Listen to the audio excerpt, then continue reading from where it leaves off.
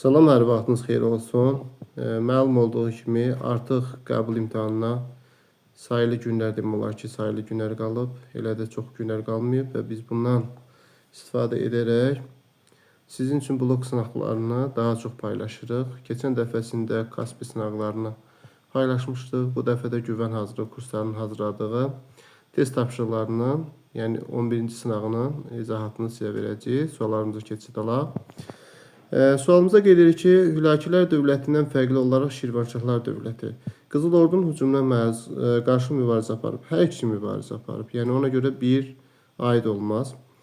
Cəlalilər tərəfindən asılı hala salınmışdı. Bəli. Məsələn, Şirvanşahlar 1367-də Şeyx Üveys tərəfindən asılı hala salınıb. Bunu götürə bilərik, amma bunu Hülakilərə aid etmək olmaz. Azərbaycan cənub torpaqlarına meydana gəlmişdi. Hülakilər dövlətinin Şirvanşahlar şimalda yaranıb, cənubda deyil.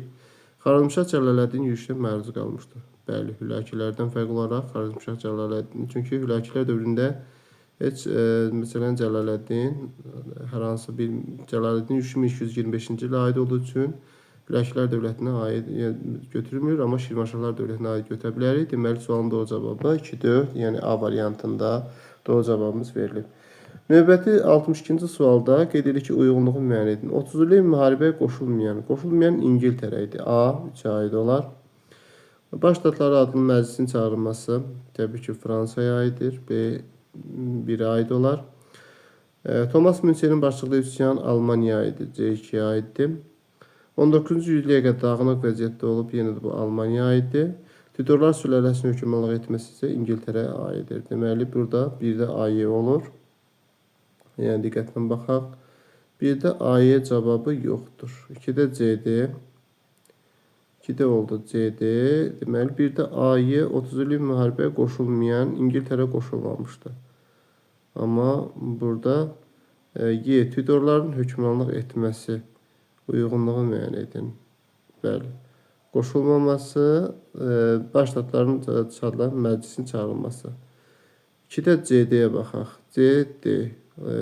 2-də CD olan variant hansıdır? Burada baxırıq. Deməli, 2-də CD olan variant 2-dədir. Məsələn, 3-də də A-Y. 3-də A-Y. Bəli, cavab var əslində. 1-də B, 2-də CD, 3-də A-Y. Doğru cavabımız elə C variantında verilmişdir. C variantında verilib. Digər bir sualda qeyd edilir ki, daha əvvəl baş vermişdir. Qaraqoyunlu Cahanşahın Herata daxil olması 1459, Amasya 1555, Qızılbaşların Şəməsi döyüşündə məğlubiyyətə uğraması 1494, Şirvanşahlar dövlətinin varlığına son qoyulması 1538, Cəlalilərin Azərbaycanda hakimiyyətinin başa çatması 1410.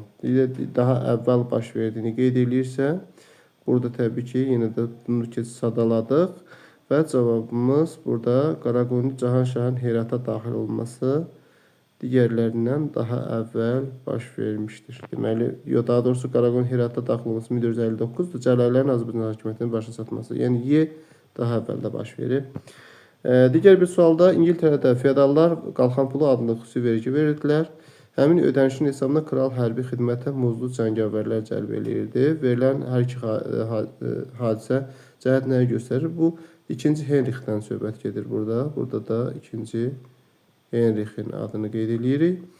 7-ci Henrixlə bağlı deyil. Böyük Azadlılar Xartiyasının qəbul olunmasına aid deyil. Kapetinglər Fransaya aiddir. Bu da İngiltərəyə aiddir. Kralın baron və qoşunlarının asılılığını. Burada asılının azaldılması. D uyğun cavabdır 64-də. Və növbəti 65-ci suala baxırıq. 13-cü əsrin 20-ci illərində Gürcü çarı ellərin hökmdarları arasında hərbi ittifaqın yaradılması bu Monqollara qarşıdır. Monqol yürüşlərinin qarşısını almaq. Burada da B variantında aydın şəkildə görə bilirsiniz. Digər bir sualda Kresiye, Poitiers, Vazincourt döyüşü. Bunlar 100 illik müharibə dövründə başlayan döyüşlərdir. İngilis qoşunları qələbə qazandı, ortaqdır. Fransa şimali İngilislər tərəfindən tutulması imkanı yarandı, Azincourt. Deməli, yenidən baxaq. Deməli, İngilis qoşunları qələbə qazandı. Hər üçün A bəndi, sonra B Fransanın şimalının Azincourt döyüşündə. 14-cü əsrin 40-cı illərində baş verib Kresi 1346. Fransa kralı əsir düşür. Deməli, Fatih'də D bəndi 2-yə aid olar. 100 illik müharibə dövrünə aiddir.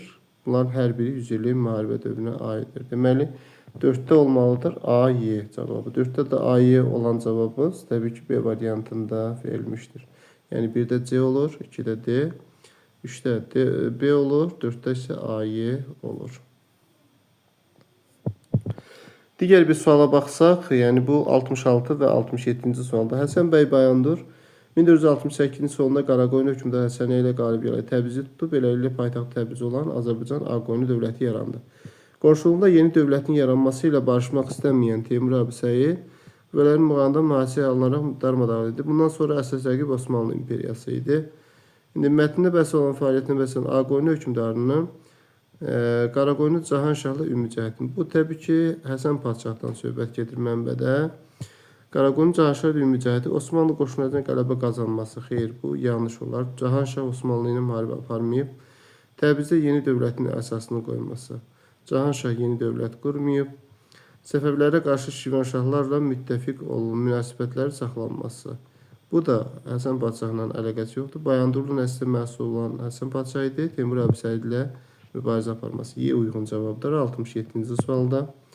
Və növbəti 68-ci suala baxırıq. Burada qeyd edir ki, Mərənd müqaviləsinin pozulması nə ilə nəticələnmişdir? Təbii ki, Osmanlı hərbi qüvvələrin kürdlərlə bir xoya hücum etməsi olmaz. Bu 1577-də hadisədir. Mərənd müqaviləsi 1618-ci ildə baş verib. Bunu da yadımıza saxlayaq.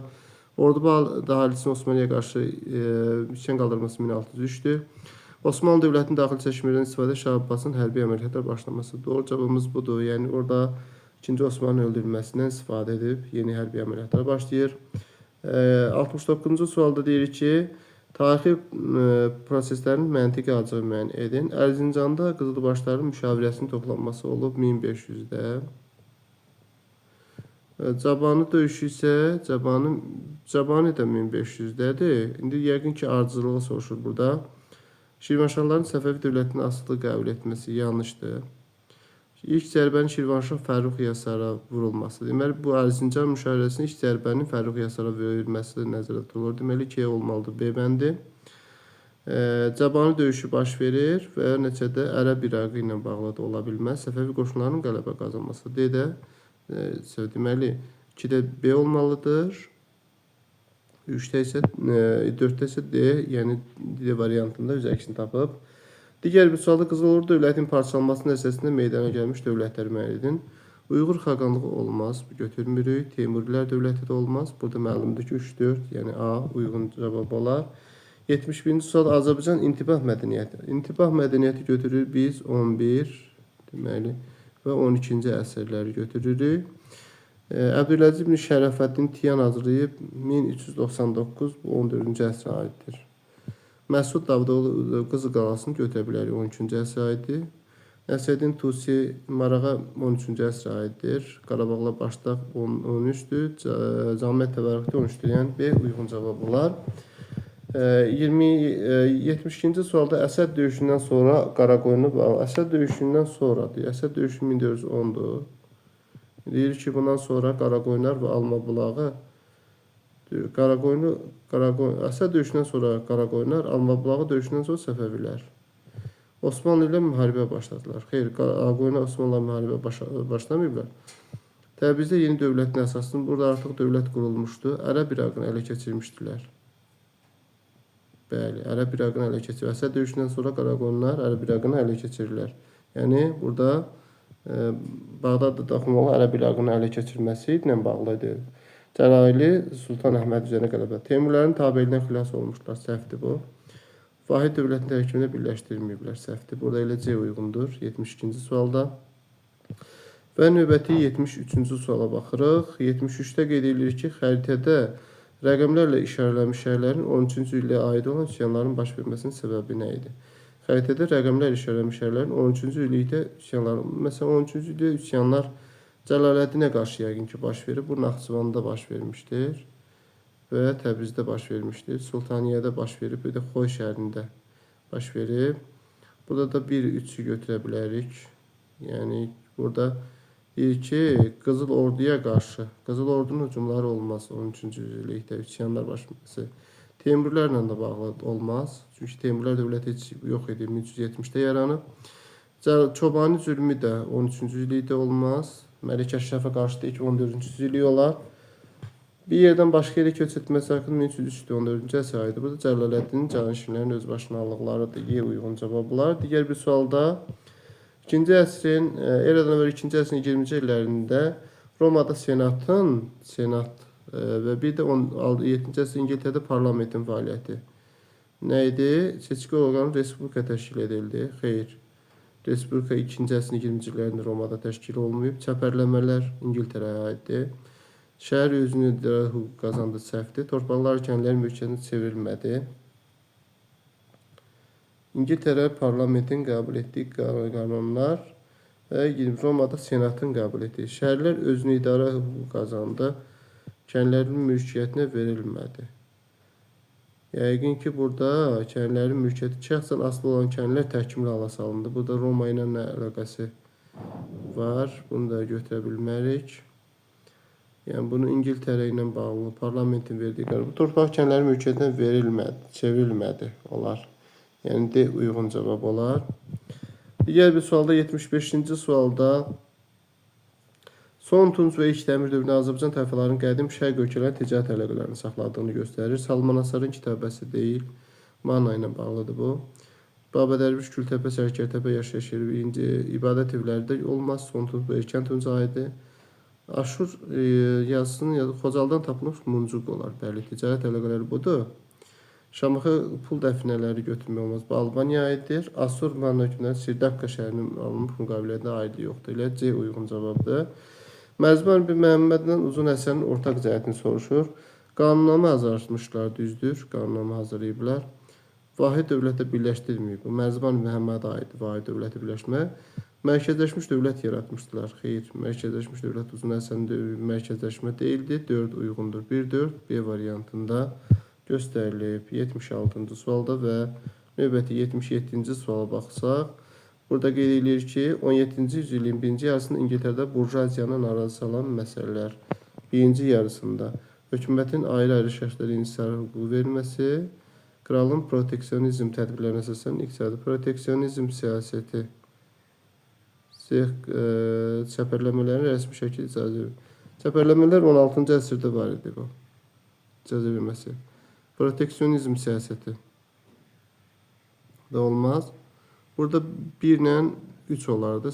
Cərimələrin toplanması. 1-3B bəndidir. Narazılıq salan. Burjuaziya narazı. İnsar hüququnun çatması. 3. Səhv qaydaların cərimələrin toplanması. Səfəvilərin idarə etmə sistemi əmr-əl üməra şahdan sonra dövlətdə ikinci şəxs sayılır. Xeyr. Vəkil idi. Vəqf işləri əmrlərin idarə edilməsi Kələntərin isə Kələntər şəhərlərə baxırdı. Bu da səhvdir.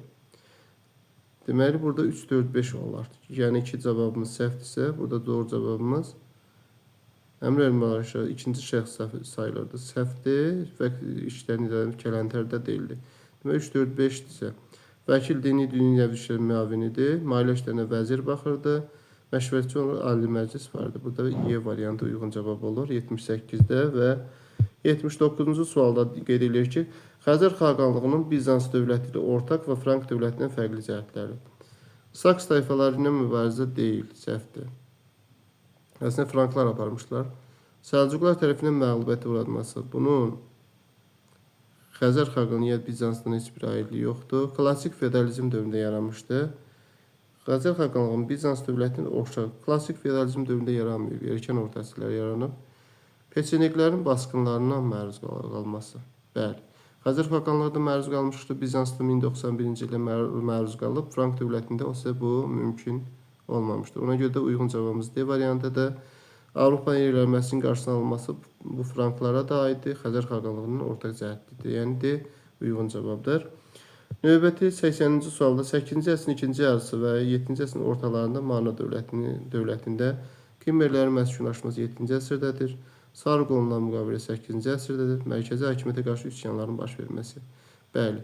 Məsələn, burada 7-ci əsrin ortalarında Aşeriyə qarşı baş vermişdi. 8-ci əsrin ikinci yarısında isə Ulusuna qarşı, mərkəzi hakimiyyətə qarşı üsyan və yaxud İranzuya qarşı baş vermiş üsyanını götürmək olar. Uyğun cavabımız C variantında verilib 80-ci sualda və Növbəti 81-ə baxsaq, deyir ki, Venesiyanın təkidi ilə marşrut dəyişib Konstantinopola hücum etdi. 1304-cü Konstantinopola ilə keçən xaççılar burada Latın imperiyasını yaratdılar. Yalnız 57-ci ildən sonra Latinlər buradan qovuldu. Bizans imperiyası bərpa edildi. Mətndə bahs olan tarixi hadisə nəticəsində Avropa dini müharibələr dayandı. Xeyr, bu yanlışdır. Xaçlar tərəfindən yaradılmış ilk dövlətə son qoyuldu. Xeyr, əslində yeni dövlət yaradıldı Xaçlar tərəfindən. Bizans Aralıq dənizində ticarət üstünlüyü bərpa oldu. Ticarət üstünlüyü bərpa oldu. Xeyr. Bizans mətndə bəhs olan tarixi hadisə nəticəsində yəni 1261-ci il Latinlar qovuldu, yeni imperiya yaradıldı. 1261-də Bizans imperiyasının yeni bərpa edildi. Yəni burada dini müharibələrlə bağlı yoxdur. Xaçların ilk dövlətə son qoyuldu. Xaçların yaratdığı ilk dövlət Qüds krallığı idi. Burada Latın imperiyası yaratmışdılar. Bu səhvdir. Bizansın Araq dənizi ticarət üstünlüyü bərpa olundu. İkinci xaç yürüşü 1147-49-cu illədir. Xaç yürüşlərin siyasi məqsədi qabarıqlığı üzrə çıxdı. Bu yanlışdır. Bizans imperiyası bərpa olundu. Bizansın ticarət üstünlüyü yenidən bərpa olundu. C uyğundur. Növbəti 82-ci sualda Dərbəndilər sülaləsinin hakimiyyətə gəlməsi Şirvanşahlar dövlətinin Səlcuqları xərac yönünə dayandırması. Xeyr, bu Kəsranilər dövründə idi. Şeybani xanım Mərv döyüşündə məğlub olmasa, Şah İsmailin Xorasanı hakimiyyəti altında olması düzdür. Qazan xanın yerli fedalar himayə etməsi Bəndərin başlığı. Qazan xan, Bəndər ondan əvvəl yaşayıb, Qazan xanla dövrünə yaşamayıb, yəni ona görə də ay götürmək olmaz. Əlpər sazişi imzalanması Osmanlı əleyhinə Aqonu Venesiya. Əlpər sazişi 1500-dür. Bu Venesiya sazişi 1472-ci ilə aid olduğunu götürmədik.